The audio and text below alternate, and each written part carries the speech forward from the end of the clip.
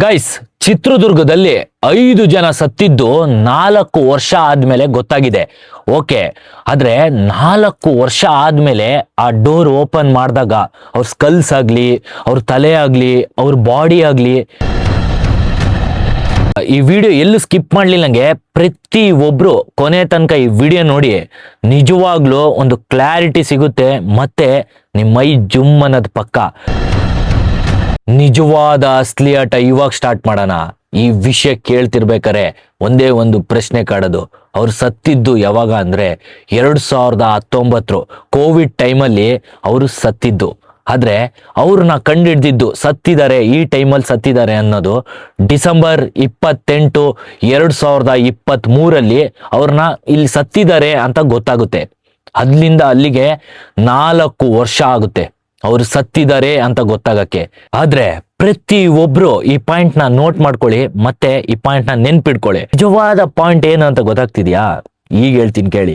ಅವ್ರು ಸತ್ತಿರೋ ಮನೆಯಲ್ಲಿ ಅವರ 5 ಜನ ಸ್ಕೆಲಿಟಾನ್ ಸಿಗುತ್ತಂದ್ರೆ ಅದಕ್ಕೆ ಕಾರಣ ಒಬ್ರು ಕಳ್ಳರು ಅಂದ್ರೆ ನೀವು ನಂಬ್ತೀರಾ? ಅಲ್ಲಿ ಕಳ್ತನ ಮಾಡಕ್ ಹೋದಾಗ ಅವ್ರ ಮನೆ ಓಪನ್ ಮಾಡಿದಾಗ ಆ ಡೆಡ್ ಬಾಡೀಸ್ಗಳನ್ನ ನೋಡ್ತಾರಂತೆ. ಅದು ಜನನು ಕೂಡ ನೋಡ್ತಾರೆ, ಅದನ್ನ ಪೊಲೀಸಿಗೆ ಕೂಡ ಹೇಳ್ತಾರೆ ಹಿಂಗಾಗಿದೆ ಅಂತ. ಪೊಲೀಸ್ ಇನ್ವೆಸ್ಟಿಗೇಷನ್ಗೆ ಬರ್ತಾರೆ. ನಿಜವಾಗ್ಲೂ ಗುರು, ಪೊಲೀಸ್ ಇನ್ವೆಸ್ಟಿಗೇಷನ್ ಬರ್ತಾರೆ. 5 ಜನ ಸತ್ತಿದ್ದು ನೋಡಿ ಮೈ ರೋಮಾಂಚನ ಆಗುತ್ತಂತೆ. ಯಾಕೆ ಹೇಳ್ರಿ? 5 ಜನ 4 ವರ್ಷ ಆದ್ರೂ ಸತ್ತಿರೋ ಕಡೆನೇ ಇದೆ ಅಂದ್ರೆ ನಿಜವಾಗ್ಲೂ ನೀವು ಒಂದ್ಸತಿ ಥಿಂಕ್ ಮಾಡಿ ಯಾವ ತರ ಆಗಿರ್ಬೋದು ಪೊಲೀಸ್ ಅವರಿಗೆ ಅಂತ. ಪೊಲೀಸರು ತುಂಬಾನೇ ಇನ್ವೆಸ್ಟಿಗೇಷನ್ ಮಾಡ್ತಾರೆ. ಆ ಸ್ಕೆಲಿಟನ್ಸ್ ನ ತಗೊಂಡು ಎಲ್ಲ ಲ್ಯಾಬ್ರೇಟರಿಸಿಗೆ ಕೊಡ್ತಾರೆ, ಹೆಂಗ್ ಸತ್ತಿದ್ದಾರೆ ಅಂತ ತುಂಬಾನೇ ಇನ್ವೆಸ್ಟಿಗೇಷನ್ ಮಾಡ್ತಾರೆ. ಆದ್ರೆ ಪೊಲೀಸ್ ಅವರಿಗೆ ಹ್ಯಾಟ್ಸ್ ಆಫ್ ಗುರು. ಆ ಇನ್ವೆಸ್ಟಿಗೇಷನ್ ಪ್ರತಿ ಒಂದು ಅಲ್ಲಿರೋ ಎಲ್ಲ ಡೀಟೇಲ್ಸು, ಅಲ್ಲಿರೋ ಒಂದೊಂದು ಪಾಯಿಂಟ್ಸು ಎಲ್ಲ ತಗೊಂಡು ಪ್ರತಿ ಒಂದು ನೀಟಾಗಿ ಇನ್ವೆಸ್ಟಿಗೇಷನ್ ಮಾಡ್ತಾರೆ. ಅವ್ರು ಸತ್ತಿದ್ದ, ಇಲ್ಲ ಮರ್ಡರ್ ಆಗಿದ್ದ, ಇಲ್ಲ ಯಾರೋ ಬಂದ್ಬಿಟ್ಟು ಕೊಲೆ ಮಾಡಿದ್ರು, ಇಲ್ಲ ಇವ್ರಿಗೆ ಆಗ್ಲಿಲ್ಲ ಅವ್ರು ಯಾರು ಇದ್ದಾರೋ ಅಂತ ತುಂಬಾ ಇನ್ವೆಸ್ಟಿಗೇಷನ್ ಮಾಡ್ತಾರೆ. ಪ್ರತಿ ಒಂದೊಂದು ಕಡೆ ಬಿಡ್ಲಿಲ್ಲಂಗೆ ಪ್ರತಿ ಒಂದ್ ಕಡೆನೂ ಇನ್ವೆಸ್ಟಿಗೇಷನ್ ಮಾಡ್ತಾರೆ. ಬೆಂಗಳೂರಿಂದ ಬಂದು ಇನ್ವೆಸ್ಟಿಗೇಷನ್ ಕರ್ಸ್ಬಿಟ್ಟು ಮಾಡಿಸ್ತಾರೆ, ದಾವಣಗೆರೆಯಿಂದ ಮಾಡಿಸ್ತಾರೆ, ಚಿತ್ರದುರ್ಗದವರೆಲ್ಲ ಇನ್ವೆಸ್ಟಿಗೇಷನ್ ಪೊಲೀಸ್ ಅವ್ರು ಎಲ್ಲರೂ ಮಾಡ್ತಾರೆ. ಅವರು ಸತ್ತಿದ್ದು ಹೆಂಗೆ ಅಂತ ಕೊನೆಗೂ ಗೊತ್ತಾಗುತ್ತೆ. ಹೆಂಗೆ ಸತ್ತೋಗಿದ್ ಗೊತ್ತಾ?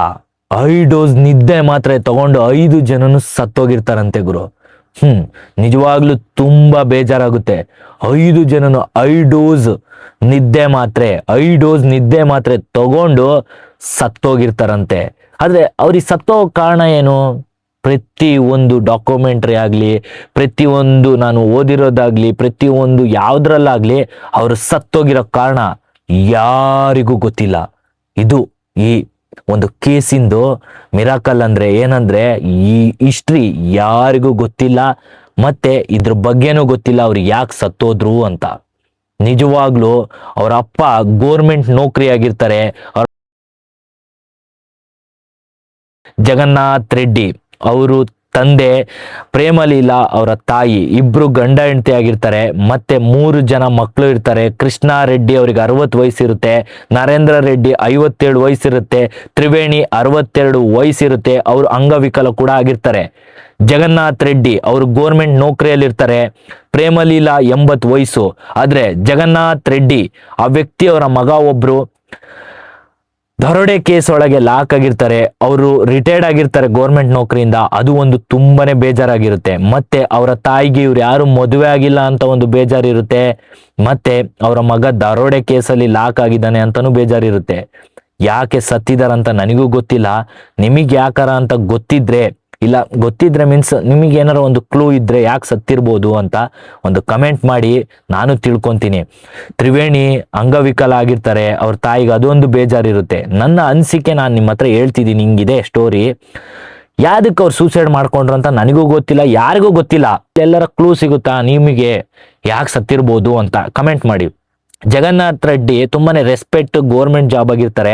ಅವ್ರ ಮಗ ದರೋಡೆ ಕೇಸಲ್ಲಿ ಲಾಕ್ ಆಗಿದ್ದಾರೆ ಅನ್ಬಿಟ್ಟು ದುಡ್ಡು ಎಷ್ಟೋ ಖರ್ಚು ಮಾಡ್ಬಿಟ್ಟು ಆ ವ್ಯಕ್ತಿನ ಬಿಡಿಸ್ಕೊಂಡು ಬರ್ತಾರೆ. ಆ ವ್ಯಕ್ತಿ ತುಂಬಾನೇ ಆ ಕೇಸ್ ಆದಾಗಿಂದ ತುಂಬಾನೇ ರೆಸ್ಪೆಕ್ಟ್ ಡೌನ್ ಆಗಿದೆ ನಂದು, ನನ್ನ ಮಗ ಹಿಂಗಾಯ್ತಲ್ಲ ಅನ್ಬಿಟ್ಟು ಬೇಜಾರಲ್ಲಿ ತುಂಬಾ ಮಾತಾಡ್ತಾನು ಇದ್ದಿದ್ದಿಲ್ಲ ಅಂತೆ, ಬಾಳನು ಹೊರಗೂ ಬರ್ತಿದ್ದಿಲ್ಲ ಅಂತೆ ಮನೆಯಿಂದ ಅಂತಾನು ಒಂದಿದೆ. ಮತ್ತೆ ಅವ್ರ ಮಗ ದರೋಡೆ ಕೇಸಲ್ಲಿ ಹಾಕದ, ಅವರ ಮಗಳು ಅಂಗವಿಕಲ ಕೂಡ ಆಗಿದ್ರು, ಅವರ ಅಮ್ಮಂಗೆ ಇವ್ರು ಯಾರು ಮದುವೆ ಆಗಿಲ್ಲ ಅಂತ ಒಂದು ಬೇಜಾರಿತ್ತು. ಯಾಕೆ ಸತ್ರೋ ಗೊತ್ತಿಲ್ಲ ಗೈಸ್, ಆದ್ರೆ ಈ ವಿಡಿಯೋ ನೋಡಿದ ಮೇಲೆ ತುಂಬಾನೇ ಬೇಜಾರಾಗುತ್ತೆ. ಸಾವೇ ಕಾರಣ ಅಲ್ಲ ಅಂತ ನನ್ನ ಅನಿಸಿಕೆ. ಮತ್ತೆ ನಿಮ್ಮ ಅನಿಸಿಕೆ ಏನಂತ ಪ್ರತಿ ಒಬ್ರು ಈ ವಿಡಿಯೋ ಕೊನೆ ಮಠ ನೋಡಿರೋರು ಪ್ರತಿ ಒಬ್ರು ಈ ವಿಡಿಯೋ ಕಮೆಂಟ್ ಮಾಡಿ ಯಾಕೆ ಸತ್ತಿರ್ಬೋದು. ಮತ್ತೆ ನೆಕ್ಸ್ಟ್ ಒಂದು ಥ್ರಿಲ್ಲರ್ ರಿಯಲ್ ಘಟನೆ ನಡೆದಿರೋ ವಿಡಿಯೋ ನೆಕ್ಸ್ಟ್ ಬರುತ್ತೆ ಗುರು, ಸೈಕ್ ಆಗ್ತೀರಾ ನಿಜವಾಗ್ಲು. ಸಬ್ಸ್ಕ್ರೈಬ್ ಮಾಡ್ಕೊಳ್ಳಿ, ಲೈಕ್ ಯಾರು ಮಾಡಿಲ್ಲ ಮಾಡಿ. ಇಲ್ಲಿ ಮಟ್ಟ ಕಷ್ಟಪಟ್ಟು ನಿಮಗೆ ತಲುಪಿಸಿದ್ದೀನಿ. ವಿಡಿಯೋ ನೋಡ್ಲಿ ರಿಯಾಲಿಟಿ ನಡೆದಿರೋದು ಚಿತ್ರದುರ್ಗದಲ್ಲಿ ಅಂತ. ನಿಮ್ಮ ಅನಿಸಿಕೆಯನ್ನು ಕರೆಕ್ಟಾಗಿ ಕಮೆಂಟ್ ಮಾಡಿ, ಶೇರ್ ಮಾಡಿ, ಸಬ್ಸ್ಕ್ರೈಬ್ ಮಾಡಿ. ಆದಷ್ಟು ನೆಕ್ಸ್ಟ್ ಥ್ರಿಲ್ಲರ್ ವಿಡಿಯೋ ಬ್ಲೂಟೂತ್ ಹಾಕೊಂಡು ಒಬ್ಬರೇ ನೋಡಿದ್ರೆ ನಿಜವಾಗ್ಲೂ ನಿಮ್ಮ ಮೈ ಜುಮ್ ಅನ್ನುತ್ತೆ ಅಂತ ವಿಡಿಯೋದಲ್ಲಿ ನಾಳೆ ಬರ್ತೀನಿ. ಎಲ್ಲರೂ ಆದಷ್ಟು ಸಬ್ಸ್ಕ್ರೈಬ್ ಮಾಡ್ಕೊಳ್ಳಿ. ಮತ್ತೆ ಈ ವಿಡಿಯೋನ ಪ್ರತಿಯೊಬ್ಬ ಫ್ರೆಂಡ್ಸಿಗೆ ಶೇರ್ ಮಾಡಿ. ನಿಮಗೂ ಈ ಕತೆ ಗೊತ್ತಾಯ್ತು. ಮತ್ತೆ ನೆಕ್ಸ್ಟ್ ವಿಡಿಯೋದಲ್ಲಿ ಸಿಗೋಣ.